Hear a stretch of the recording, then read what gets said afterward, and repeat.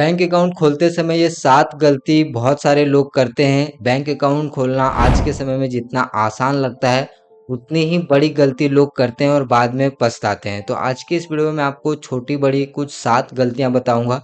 अगर आपको एक नया बैंक अकाउंट ओपन करना है, चाहे आप ऑनलाइन अकाउंट ओपन कर रहे हैं, चाहे आप ऑफलाइन बैंक में ब्रांच जाके अकाउंट ओपन कर रहे हैं, ये गलतियाँ आपको नहीं करना चाहिए। तो सबसे फर्स्ट जो गलती है, जो सबसे फर्स्ट मिस्टेक है, जो मैंने भी किया है, वो मिस्टेक ये है कि आपके डॉक्यूमेंट में नाम का मिसमैच होना।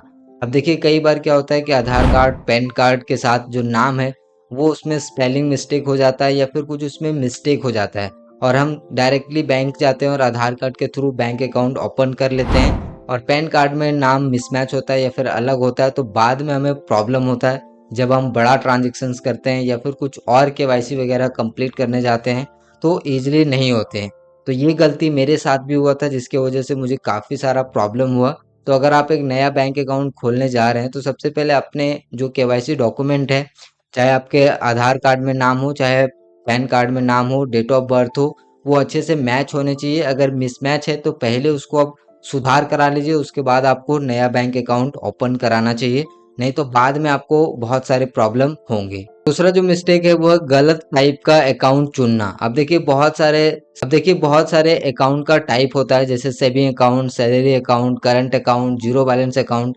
तो उनमें से लोग सही अकाउंट को चूज नहीं कर पाते हैं, बाद में उनको काफी सारा प्रॉब्लम होता है, उनके ऊपर चार्जेस बढ़ जाते हैं क्योंकि सभी अकाउंट के अपने कुछ फ़ायदे होते हैं, अपने कुछ नुकसान होते हैं। तो सबसे पहले आपको अपना देखना है कि आपको क्या रिक्वायरमेंट है।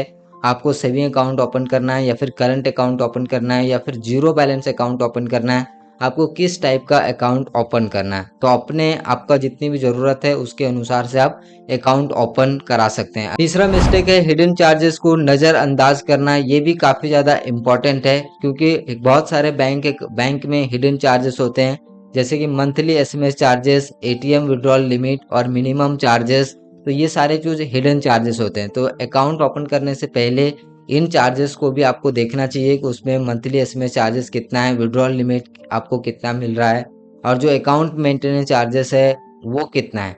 कई बार क्या होता है कि आपका अगर आप अकाउंट मेंटेन नहीं कर पाते हैं तो आपके बैंक अकाउंट से मेंटेनेंस चार्जेस कटते रहता है और जितना भी पैसा आपका रहेगा वो कट कट के माइनस हो जाता है या तो जीरो हो जाता है। तो ये चीज़ भी आपको ध्यान रखना है कि आपको जितना भी मेंटेनेंस हो उतना आप मेंटेन कर पाएँ रेगुलरली। आपको वैसे ही सेविंग अकाउंट को ओपन करना है। कहने का मतलब ये है कि आपको हिडन चार्जेस को भी अच्छे से रीड करना है वेबसाइट पे जाके। जिस भी बैंक में आपको अकाउंट ओपन करना है उसके वेबसाइट पे जो भी सेविंग अकाउंट आप ओपन करना चाहते हैं, उसके वेबसाइट पे जाके उसके सारे हिडन चार्जेस को पढ़िए कि उसमें क्या चार्जेस हैं, डेबिट कार्ड के क्या चार्जेस हैं, क्या कुछ है, तो उससे आपको सारा हिडन चार्जेस पता चल जाएगा। चौथा जो मिस्टेक करते हैं बैंक अकाउंट खोलते समय वो ये है कि नॉमिनी को ऐड नहीं करना। अब देखिए अकाउंट होल्डर के साथ कुछ हो जाता है तो अगर नॉमिनी ऐड नहीं रहेगा आपके बैंक अकाउंट में तो पैसा क्लेम करना मुश्किल होता है। क्लेम हो जाता है बट बहुत ज़्यादा मुश्किल होता है। लेकिन नॉमिनी आप लोग जरूर ऐड करवाएं जब आप नया बैंक अकाउंट ओपन कर रहे हैं तो। अदरवाइज जो बाद में भी नॉमिनी ऐड करा सकते हैं अगर नॉमिनी ऐड नहीं है तो। बहुत सारे लोग ये मिस्टेक करते हैं कि नॉमिनी को वहाँ पे स्किप कर देते हैं और सोचते हैं कि बाद में ऐड करा लेंगे और बाद में वो या तो भूल जाते हैं या फिर अगर कुछ जल्दी उनके साथ कोई अकाउंट होल्डर के साथ हादसा वगैरह कुछ हो जाता है तो फिर वो पैसा जल्दी क्लेम नहीं कर पाते। तो अगर आपका बैंक अकाउंट है तो उसमें नॉमिनी जरूर से आप ऐड पहले ही कर लीजिए। पांचवा जो मिस्टेक करते हैं वो ये है कि बिना जरूरत के कई अकाउंट खोलना। अब देखिए ऐसे भी बहुत सारे लोग हैं कि बिना जरूरत के भी कई सारे अकाउंट खोल लेते हैं जस्ट कुछ ऑफर्स के लिए या फिर फ्री डेबिट कार्ड के लिए। तो आपको इस तरह का कोई भी मिस्टेक नहीं करना है कि आपने कोई भी लालच में आके कि फ्री डेबिट कार्ड मिल रहा है अकाउंट ओपन कर लेते हैं, क्रेडिट कार्ड मिल रहा है अकाउंट ओपन कर लेते हैं। तो इस तरह का चीज़ें भी आपको नहीं करना चाहिए क्योंकि इससे होता है क्या है कि आप उसको मेंटेन नहीं कर पाएंगे, सही से मैनेज नहीं कर पाएंगे और वो अकाउंट आपका इनएक्टिव हो जाएगा, फिर मेंटेनेंस चार्जेस लगेगा। तो ये सारा चीज़ भी आपको एक मतलब मुश्किल हो जाता है। तो ये भी एक मिस्टेक है, आपको बिना ज़रूरत के बहुत सारे मल्टीपल अकाउंट ओपन नहीं करने हैं। छठा जो मिस्टेक है वो ये मिस्टेक है कि कई बार ऑफर्स के लालच में भी आप सेविंग अकाउंट या फिर बैंक अकाउंट ओपन कर लेते हैं। जैसे कि ऑफर्स आते हैं कि आप घर बैठे अकाउंट ओपन कर सकते हैं, इसमें आपको पर्सनल लोन मिल जाएगा, क्रेडिट कार्ड मिल जाएगा, डेबिट कार्ड फ्री मिल जाएगा ठीक है, lifetime free credit card मिल रहा है। तो ऐसे भी बहुत सारे ऑफर्स आते हैं जिसके लालच में लोग अकाउंट ओपन कर लेते हैं उस बैंक में और बाद में उसको मैनेज नहीं कर पाते, या फिर क्रेडिट कार्ड वगैरह ले लेते हैं और उसको सही से यूज़ नहीं कर पाते, मैनेज कर नहीं पाते, और फिर उसके ऊपर कर्ज वगैरह बढ़ जाता है। तो ये भी मिस्टेक है। आप कोई भी ऑफर या लालच में आके आपको अकाउंट ओपन नहीं करना चाहिए। आपकी जितनी ज़रूरत है उसी के हिसाब से आपको अकाउंट खोलना चाहिए या फिर खुलवाना चाहिए। कोई भी कैशबैक या फिर कोई भी वॉचर, इस तरह का भी बहुत सारा लालच आता है कि आप इस बैंक का अगर अकाउंट है और इससे आप शॉपिंग करते हो तो इतना परसेंट का कैशबैक मिलेगा।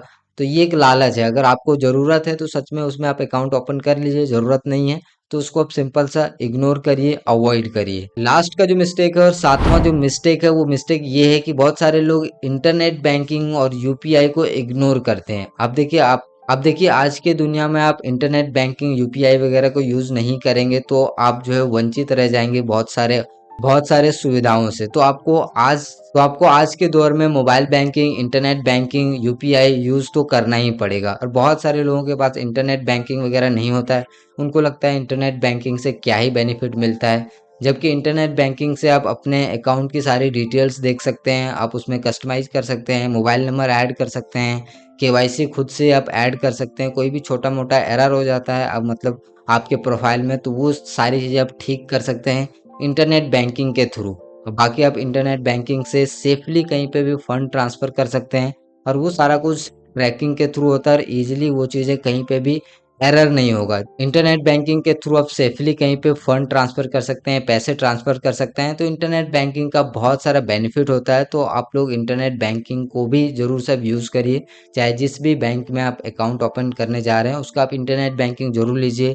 यूपीआई आप ज़रूर लीजिए, उसमें डेबिट कार्ड जो भी मिलता है आप यूपीआई ज़रूर यूज़ करिए, क्योंकि आज के दौर पे आपको ये सारी चीज़ें यूज़ करना ही पड़ेगा। तो आपको कभी भी इंटरनेट बैंकिंग और यूपीआई को इग्नोर नहीं करना है। जब आप अकाउंट ओपन कर रहे हैं तो उसमें आप साथ ही साथ इंटरनेट बैंकिंग भी अप्लाई कर दीजिए, ताकि आप इंटरनेट बैंकिंग के थ्रू आपके जो भी अकाउंट में जो सारी चीज़ें हैं वो आप प्रोफाइल को मैनेज कर पाएँ, सारी चीज़ें आप खुद से जो है मैनेज कर पाएँ। तो अगर आप बैंक अकाउंट ओपन करने जा रहे हैं तो ये 7 गलतियाँ जो मेरे एक्सपीरियंस से मैंने आपको बताया कि आपको ये 7 मिस्टेक नहीं करने चाहिए। अगर आप इनमें से कोई भी मिस्टेक कर रहे हैं तो मुझे नीचे कमेंट करके ज़रूर बताइए कि आपका कौन-सा मिस्टेक्स हुआ है। बाकी अगर आप नया अकाउंट ओपन करने जा रहे हैं तो आप इस मिस्टेक्स को ध्यान में रख के ही अकाउंट ओपन करें।